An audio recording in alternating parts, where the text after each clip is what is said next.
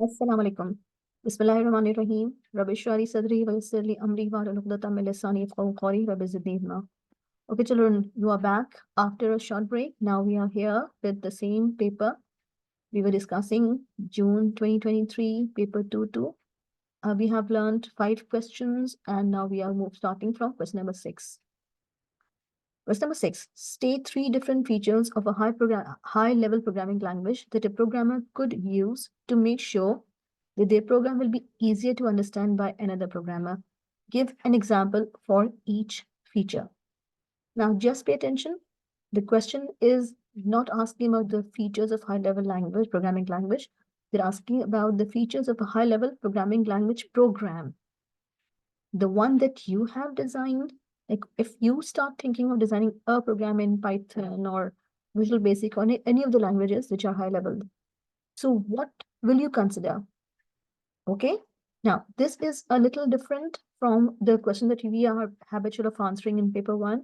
So here, recall what we have learned as far as a good program should consider. The first thing is ensuring all identifiers have meaningful names. Like, for example, I may use total, I may use number, I may use average. So looking at the variables, a programmer can know its nature, can know its purpose. So this is your first feature. And for example, an example is mentioned here using total to store a rank total. You can mention any example like using average to store the average of the numbers or anything that depicts its nature. Rather than using ABC that do not make any sense, that what are they for, but giving a meaningful name will definitely be a good choice, which is taken by the programmers. Feature number 2, as we have been doing, using comments to explain how the program works.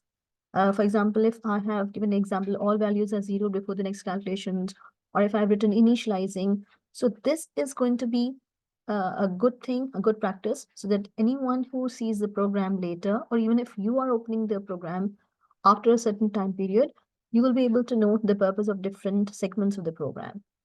Third, using procedures and functions for the tasks within a program. It's very, very efficient because that is going to make your actual code a little shorter. Inshallah, you will learn more about it later, but still, if you want, a little bit of it is available on my channel. So you can watch the video for procedures and functions that will benefit you a lot. Example, calculate interest, deposit, comma rate. So you can see these are the two arguments, parameters that are passed to the procedure, and it will be definitely doing the task for you. Now, moving on to question number 7. An algorithm has been written in pseudocode to calculate a check digit for a 4-digit number. The algorithm then outputs the 5-digit number, including the check digit. The algorithm stops when -1 is input as the 4th digit. Now, this is the program. Line 1, flag equals to false. Repeat, total equals to 0. For counter equals to 1 to 4. Output, enter a digit, comma counter. Input, number, brackets counter, which is basically indicating an array. That's correct, Ellie. Total equals to total plus number into counter. If number of counter equals to 0, then flag equals to true. And if next counter, if not flag, then number 5, assignment operator, mod total comma 10. For counter equals to 0 to 5, output number brackets counter, next, end if, until flag. Now this is the algorithm. Let's see the part A. Give the line number for the statements showing totaling, the first one. Now you can see which line is showing the concept of totaling. So it's line number 7. Only. Give the line numbers. Now, as you can see, the word is not number, it's written numbers. So for this count control loop, you need to see a student may opt for line 4 and definitely its corresponding line number 12. So that will make a complete set.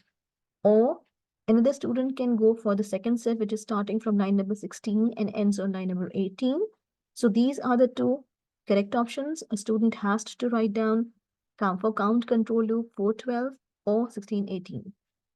Post condition loop. Now, which post condition loop have we used here? Repeat, which you can see it's starting from line number 2 and ends on line number 20. So 220 is going 02 and 20 is going to complete your answer for post condition loop, and in this manner you can easily score 3 out of 3. Identify 3 errors in the pseudocode and suggest a correction for each error. Now for this, what are we doing is we are referring to the program and we can see the corrections and the errors. Line number 7, line number 8, and line number 16 are considered as an error. Now going further, I came across 1 to 4 correct, enter a digit, input taken. Line number 7, total equals to total plus number. So you can see here, number is an array. So we cannot use it without the subscript number. So that is an error. Line identified. Line number 8, if number counter equals to 0, then flag equals to true. It should have been, now you can see, total equals to total plus number into counter is written in error 1 line. And then you have written its correction, total, arrow, total plus number, brackets counter into counter. Now, error number 2 is in line number 8. If number counter equals to 0, now you can see if number counter equals to -1, because that was written there. If number counter is less than 0, a value equals to -1 or a value is less than 0 is going to be the right option, because then we are going to work with flag equals to true. Flag equals to true means stop the process. And the next error is in line number 16. For counter equals to 0 to 5, that means it will be iterating 6 times, which is wrong. So you can see, you can make the corrections. Very simple. Line number 16 is going to be for counter equals to 1 to 5, not 0 to 4, because we are starting from 1 to 4 here. So you can refer to line number 4. For count equals to 1 to 4, it means that values are stored in locations 1, 2, 3, 4, and fifth location is holding the result of the remainder. And by the way, if you can recall, mod is basically talking about the remainder. I hope that you remember. Mod returns the remainder and div returns the quotient of the process. So in this manner, we can identify 3 errors, we can write the corrected algorithm, and we can score easily. Algorithm does not check that each input is a single digit. I mean, it may happen. Identify the place in the algorithm where this check should occur. Write pseudocode for this check. Your pseudocode must make sure that the input is a single digit and checks for -1. Now, this is what they want us to comprehend and answer. Place an algorithm. 1 mark for place an algorithm, maximum 1, around lines 5 and 8, 6. Line 7, immediately after the input of the number. So if a student has written any of these answers, it is considered as the right answer because he has written that the check should be made immediately after the input is taken. So if a student mentions it here that once the input is taken, before you are performing the totaling operation, you are just finding it out that whether the input is a single digit or not. Placement is identified correctly. A student has scored 1. Now moving on to the pseudocode, it's going to be just an example, use of repeat until, because you're going to go for, definitely keep on asking the person until, so it's going to be a conditional loop, correct? Check for greater than 0, or greater than or equal to 0. Or if a person can say check for less than 10 or greater than 9, check for the whole number. A person can enter any situation and checking for -1, and for the length of the digit is not equal to 1. So these are the options that a student has to take. An example, repeat, output, enter a digit, input, number, counter. So you have taken input in an array location and you are just checking until number counter equals to round number counter comma 0. It means you are going to identify the value entered is a whole number and number counter equals to -1. Okay, or number counter greater than 0 and number counter less than 1. Now these are the 2 situations that we need to see. Situation 1, until the situation 1 becomes true, or the situation 2 becomes true. So the person will keep on the input entry because he has not entered the right value. Either he has entered 2 digits for the value, or he has entered something, he has not entered anything. So this is how you can trap this option very easily and you can score 3 out of 3 so easily. Question number 8. Consider this logic expression, x equals to a or b and not b and c. Very simple, just color coded for your understanding. Now this is the table given to you. Now this is your working space. A or B written with blue color, not B is with green. You can see the A or B for this column. We have referred to columns A, B, and we have found the answer. 0 and 0, 0 or 0, 0, 0 or 0, 0, 0 or 1, 1, 0 or 1, 1, 1, 0, 1, 1, 0, 1, 1, 1, 1, and 1, 1, 1. That's very simple. Not B means reversing B. 0, 0 becomes 1, 1 becomes 0. And you can see in this manner, the column for not B is also very simple. Not B and C. Now for this, we are referring to not B and we are ANDing it with column C.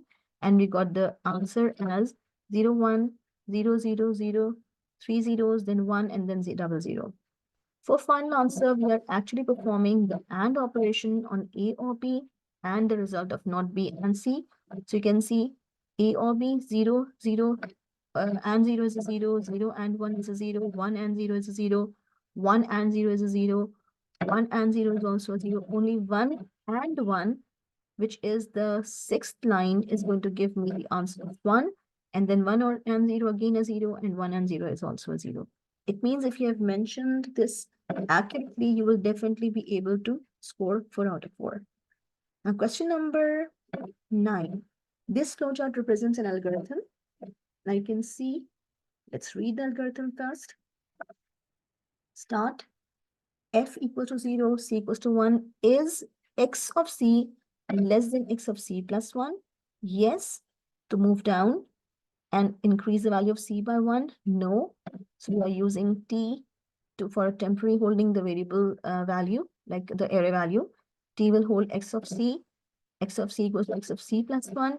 X of C plus 1 equals to T, and the value of F will be increased by 1. And it will also move here.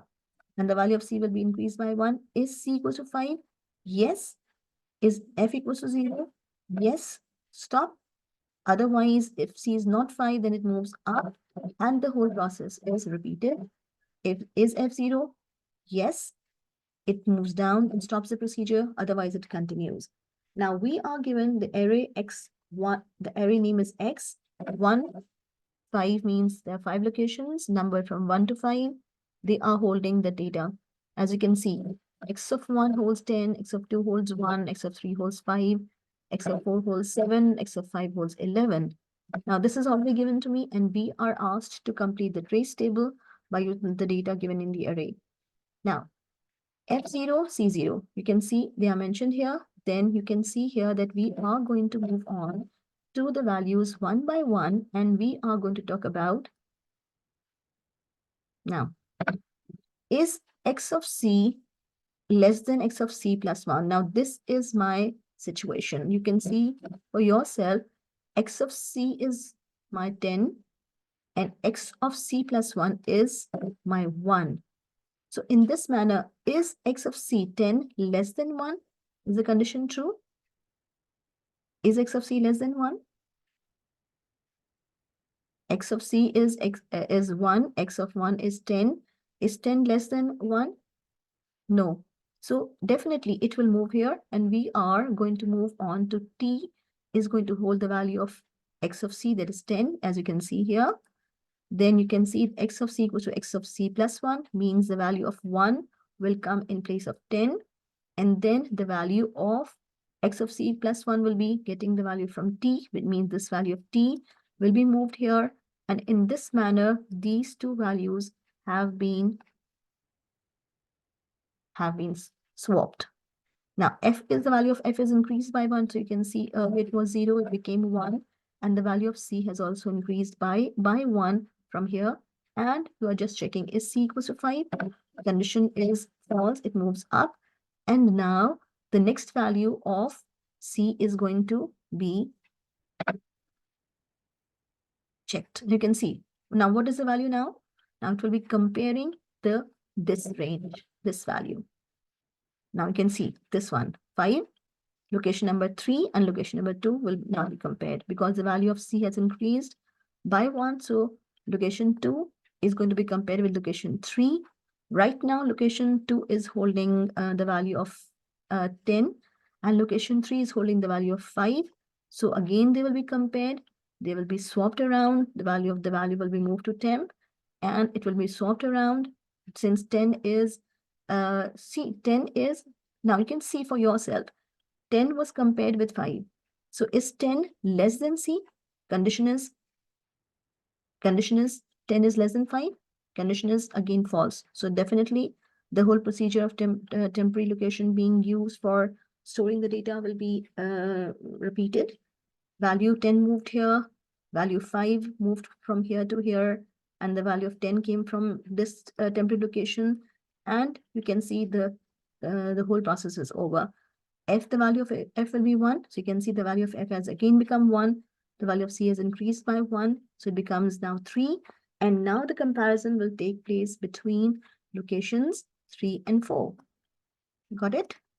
Now, you can see for yourself, location 3 is now holding 10 and location 4 is now holding 7. So in this manner, you can see for yourself that again, 10 and 7, 10 will be compared with 7. 10 is less than 7, condition false. So it moves on to the right hand side. The same process will be repeated. The value 10 will be moving to the temporary location. Then 7 will be moving in place of 10 and 10 will be coming from here. The value of F will be 1 again. The value of C increased by 1, it becomes 5. And it will, for example, is C equals to 5? Condition true. So it will be moving down. Is F 0? So you can see the value of F is not a 0. So definitely it will move up and the value of F will become 0. The value of C will be 1. And the comparison will take place now between X of C and X of C plus 1, which is now holding what? You can see now X of C is now holding 1 and X of C plus 1 is now holding 5. So is 1 less than 5?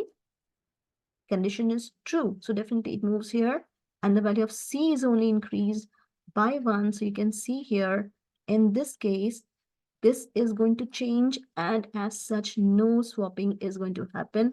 Here, only the value of C is increased by 1 every time. It works just by checking the value 1 compared with 5 first, 5 compared with 7, 7 compared with 10.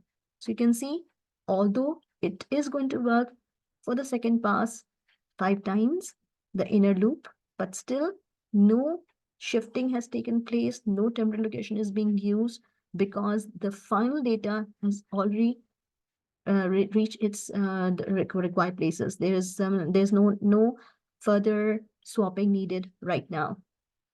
Isn't it easy? Any questions? Okay, that's wonderful. Now moving on to the next question. Describe what the algorithm represents by the flowchart, what the flowchart is doing. Very simple. It's 2-mark question. Bubble sort. If you remember the term which we have learned, bubble sort is performed here in the array, and this is resulting in ascending order.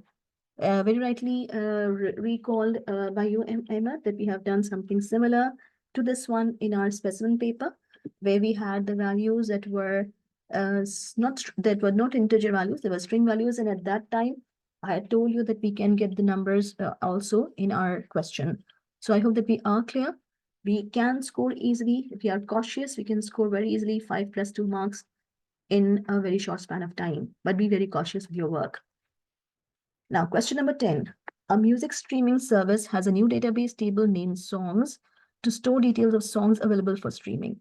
The table contains the fields: song number, the catalog number, for example, AG123, title, the title of the song, author, the name of the song writers or writer, singer, the name of the singer or the name of the singers, genre, the type of music, for example, rock, minutes, the length of the song in minutes, for example, 3.75 recorded, the date the song was recorded.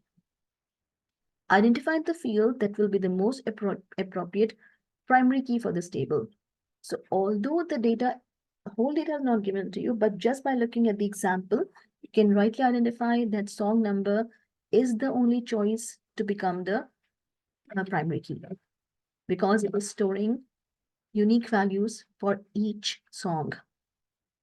Now, song number. Now, complete the table to identify the most appropriate data type for the fields in songs. Now, you can see this is song number. So you can see since it is given to you, it's going to be AG123. So text or alphanumeric. Title, again the same, text or alphanumeric. Recorded, the date the song was recorded. So you can see here the date. So that is why recorded will be date or time. Minutes, looking at the data, I came to know that it's going to be real. And in this manner, I can score 2 out of 2. Explain the purpose of the structured query language statements.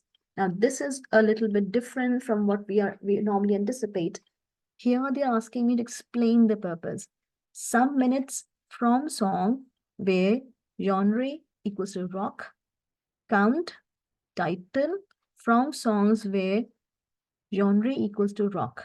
Now, 1 mark for each point. Now, let's move to the first one, to find the total number of minutes of music.